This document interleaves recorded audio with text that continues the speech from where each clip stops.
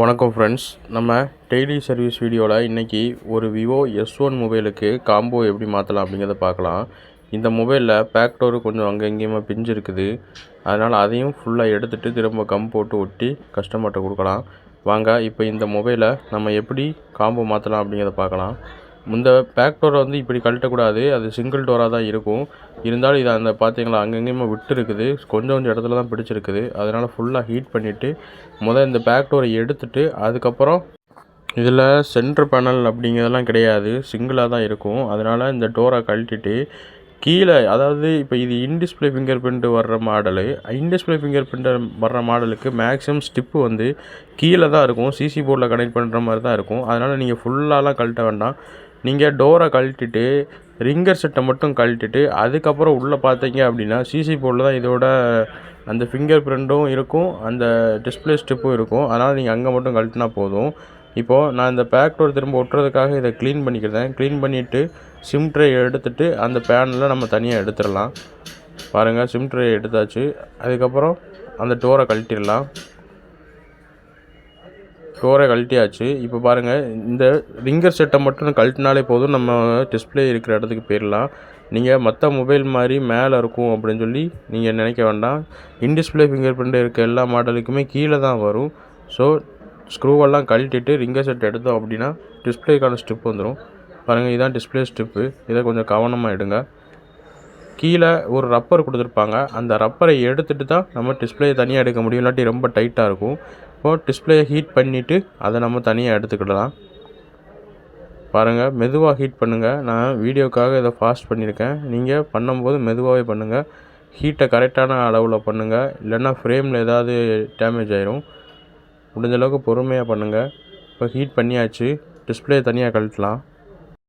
Display எடுக்கும்போது நீங்கள் ஒரு பேப்பராவது அந்த வேஸ்ட்டு டெம்பர் கிளாஸோட அந்த இதை வச்சு, இல்லாட்டி இந்த மாதிரி பிளேடு ஷார்ப்பாக ஏதாவது யூஸ் பண்ணுறீங்க அப்படின்னா நம்ம ஃப்ரேமில் எதுவும் டேமேஜ் இல்லாமல் ஹீட் பண்ண உடனே ஈஸியாக உள்ளே விட்டு எடுத்துடலாம். அப்படி இல்லாமல் நீங்கள் அந்த கிளிப்பு அதாவது அந்த மாதிரிலாம் இப்போ நிறையா மார்க்கெட்டில் இருக்குது, அந்த மாதிரி யூஸ் பண்ணிங்க அப்படின்னா ஃப்ரேமோடு இந்த சேர்ந்து வர்றதுக்கான வாய்ப்பெலாம் இருக்குது. ஸோ நீங்கள் ரேட்டு கம்மியாக இருந்தாலும் இந்த மாதிரி இதெல்லாம் யூஸ் பண்ணிங்க அப்படின்னா கொஞ்சம் சேஃப்டியாக எடுத்துக்கலாம். இந்த பாருங்கள் எவ்வளோ கம்மு அந்த ஃப்ரேமில் ஒட்டியிருக்கு அப்படின்னு. போன தடவை மாற்றிருக்கும் போது இவ்வளோ கம்மு போட்டிருக்காங்க. அதனால் அந்த ஃபுல்லாக அந்த கம்மை எடுத்துகிட்டு திரும்ப நீங்கள் ஒட்டும் போது கரெக்டான ஃபிட்டிங் கிடைக்கும். இல்லை எடுக்காமல் அந்த இதை க்ளீன் பண்ணாமல் நீங்கள் ஒட்டினீங்க அப்படின்னா ஒட்டும், ஆனால் அந்த சில வெள்ளையாக வெளியே தெரிகிறது, சரியான ஃபிட்டிங் இருக்காது, கொஞ்சம் கேப் இருந்துக்கிட்டே இருக்கும், கஸ்டமருக்கு ஒரு சாட்டிஸ்ஃபேக்ஷனே இருக்காது. அதனால் முடிஞ்ச அளவுக்கு க்ளீனிங்கில் கொஞ்சம் கவனமாக இருங்க. க்ளீன் பண்ணிவிட்டு நீங்கள் எவ்வளோ ஒட்டுறீங்களோ அந்தளவுக்கு ஃபிட்டிங் கரெக்டாக இருக்கும்.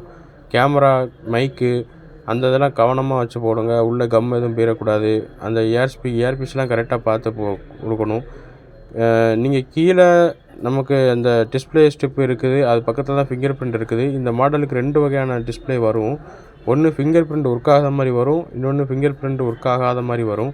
இப்போ நான் ஒட்டுறது லோ குவாலிட்டி தான், ஃபிங்கர் பிரிண்ட் ஒர்க் ஆகாமல் இருக்கிறது தான். அதனால் நான் டிஸ்பிளே மட்டும் எடுத்து கனெக்ட் பண்ணிடுறேன். ஃபிங்கர் பிரிண்ட் ஒர்க் ஆகாத மாதிரி இருக்குன்னா நீங்கள் அதையும் ஒரு வாட்டி செக் பண்ணிக்கிடணும். பாருங்கள், நான் கீழே ஸ்டிப்பை கரெக்டாக மாட்டிக்கிட்டு இருக்கேன். நீங்களும் கரெக்டாக மாட்டுங்க, எந்த டேமேஜ் ஆகிடக்கூடாது. பொறுமையாக பண்ணுங்கள். இப்போது ஆன் பண்ணியாச்சு, பூட் ஆகிக்கிட்டு இருக்கு. விவோவுக்கு மட்டும் மற்ற மொபைலை விட ரொம்ப லேட் ஆகும் பூட் பண்ணுறதுக்கு. நான் ஃபாஸ்ட் அடிச்சிருக்கேன், அப்போயும் எவ்வளோ நேரம் ஆகுதுன்னு பாருங்கள். இப்போது கஸ்டமர் பேட்டர்ன் கொடுத்துருக்காங்க, நம்ம போட்டுட்டு டச்சு எல்லாம் ஒர்க் ஆகுதா, கிளிக் ஆகுதா, எல்லா இடத்துலையும் கரெக்டாக இருக்கா அப்படின்னு சொல்லி பார்த்துக்கலாம். விவோ செக் பண்ணுற கோடு நான் நம்ம சேனலில் கொடுத்துருக்கேன். நீங்கள் போய் விவோ செக் பண்ணுறதுக்கான அந்த கோடை செக் பண்ணி பாருங்கள். ஒரு மொபைலை ஓப்பனே பண்ணாமல் அது எப்படி ஃபுல்லாக செக் பண்ணலாம், டிஸ்பிளேலேருந்து மைக்கு, ரிங்கர், கேமரா எல்லாமே எப்படி செக் பண்ணலாம் அப்படிங்கிறது அந்த கோடில் தெரியும்.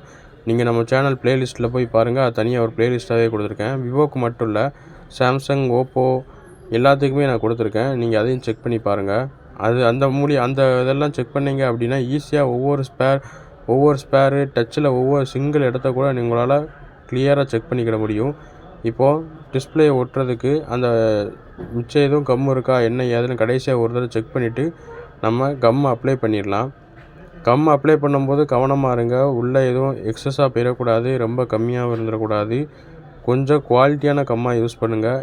சப்போஸ் ஏதாவது நம்ம டிஸ்பிளே வெளியே எடுக்கிற மாதிரி இருந்ததுன்னா ஈஸியாக காஞ்சிருச்சுன்னா எடுக்க முடியாது. அதனால் கொஞ்சம் லேட்டாகி காஞ்சாலும் பரவாயில்ல, நல்ல குவாலிட்டியான கம்மாக வாங்கி ஒட்டுங்க.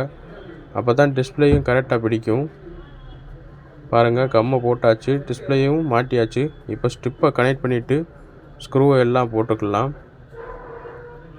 ஸ்ட்ரிப்பை கொஞ்சம் கவனமாக மாட்டுங்க, எதுவும் டேமேஜ் ஆகிடக்கூடாது.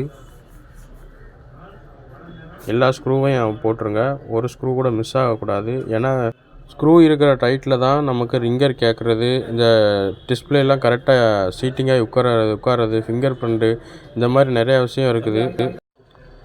பாருங்கள், எல்லா ஸ்க்ரூவையும் நம்ம போட்டாச்சு. இப்போது பேக் டோர் எடுத்து மாட்டிடலாம். பேக் டோரில் ஏற்கனவே அதை தனியாக கழட்டிட்டோம். அதனால் இந்த சைடு ஃப்ரேமில் இருக்க சைடுலலாம் நல்லா க்ளீன் பண்ணிட்டு திரும்ப கம் அப்ளை பண்ணி ஒட்டிட்டு நம்ம ரப்பர் பாயிண்ட் போட்டுக்கலாம். ரப்பர் பாயிண்ட் போடும்போது ரொம்ப கவனமாக போடுங்க. நிறையா போட்டு அழுத்தி டிஸ்பிளேக்கு எதுவும் டேமேஜ் ஆகிடக்கூடாது. அதனால் கரெக்டாக போடுங்க. போட்டு கம்ப்ளீட் பண்ணிவிட்டு ஒரு அரை மணி நேரம் 1 மணி நேரம் காய விட்டு கஸ்டமர்கிட்ட எடுத்து கொடுத்துருங்க. இந்த வீடியோ உங்களுக்கு பிடிச்சிருந்துச்சுன்னா லைக் பண்ணுங்கள். எதுவும் டவுட் இருந்தாலும் கமெண்ட் பண்ணுங்கள். உங்கள் ஃப்ரெண்ட்ஸுகளுக்கும் ஷேர் பண்ணுங்கள். உங்களுக்கு ஃப்ரீயாக மொபைல் சர்வீஸ் கற்றுக்கிடணும் அப்படின்னா நம்ம சேனலில் ப்ளேலிஸ்ட்டு கொடுத்துருக்கேன். ப்ளேலிஸ்ட்டை போய் செக் பண்ணி பாருங்கள். 1 மந்த் கோர்ஸ் அப்படிலேருந்து ஒவ்வொரு ப்ளேலிஸ்ட்டாக கொடுத்துருக்கேன். டெய்லி என்னோடய கடைக்கு வர சர்வீஸையும் ஒவ்வொரு வீடியோவாக போட்டுக்கிட்டு இருக்கேன். புது புது சர்வீஸையும் கற்றுக்கோங்க. Thank you friends.